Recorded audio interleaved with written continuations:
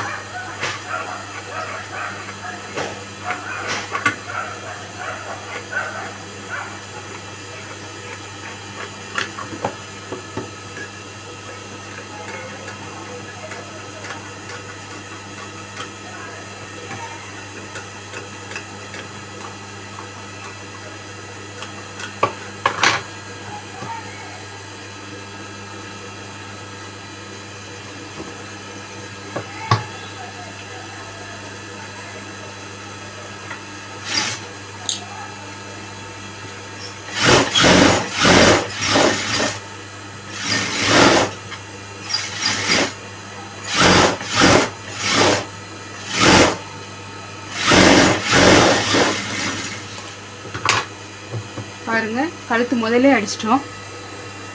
இப்போ பேக்கில் வந்து நம்ம மாடல் போடும்போது இப்படி ஃப்ரண்ட்டில் இப்படி நெக்கு முதலே அடிச்சிட்டோம் அப்படின்னா ஷோல்டர் ஜாயின்மெண்ட்டு லேஸ் வைக்கிறதோ இல்லை பீட்ஸ் ஒர்க் எதுவும் வைக்கிறத மாதிரி இருந்தால் இந்த முறையை ஃபாலோ பண்ணி தைச்சி பாருங்கள். பிடிச்சிருந்தால் லைக் பண்ணுங்கள்.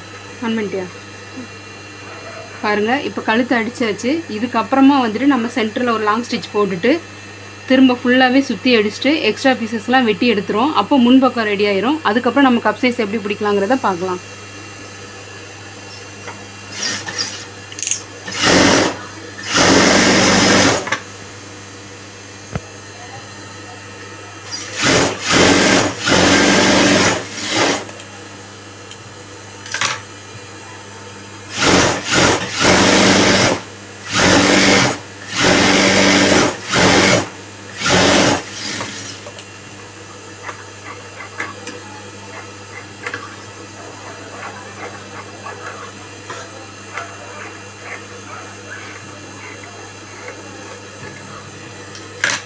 பாருங்கள், இப்போ முன்பக்கம் ரெடி ஆயிடுச்சு.